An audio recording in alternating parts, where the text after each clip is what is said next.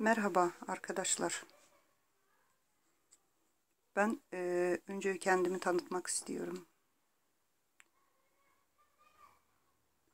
Ben Türkmenistan vatandaşı değilim. Ama senelerdir onlarla çalışan, omuz omuza çalışan, onların acılarını dinleyen, onların gözyaşlarını gören, onlarla beraber ağlayan, sevinen bir Türk vatandaşıyım. Ama ne fark eder ki? Sonuçta ben bir kadınım, bir anneyim, bir insanım ben. Son zamanlar medyada yazılanları,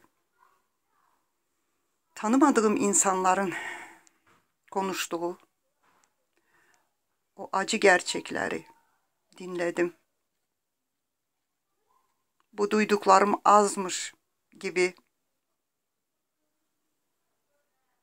Bu artık benim içimde bardağı taşıran son bir damla oldu.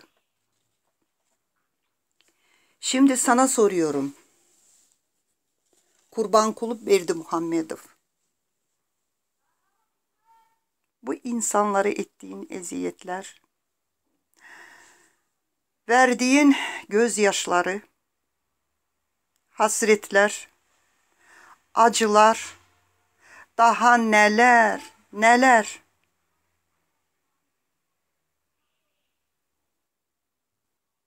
Sen bu emri nereden aldın?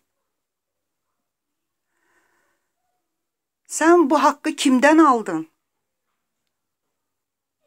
Senin içinde hiç mi Allah korkusu yok? Hele bu masum insanların bırak dirisini,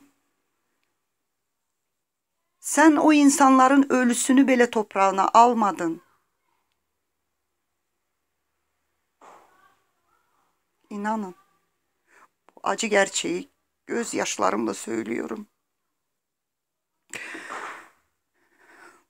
Onları topraklarına hasret koydun. Yerin göğün sahibi olan bir Allah'tır. Sen kimsin? Bir anne olarak sana soruyorum. Senin buna hakkın var mı? O annelerin hasreti, onların döktüğü gözyaşlarının içinde sen boğulacaksın. Unutma ki bu yaptıkların yanına kalmaz. Bu dünyanın o bir tarafı var.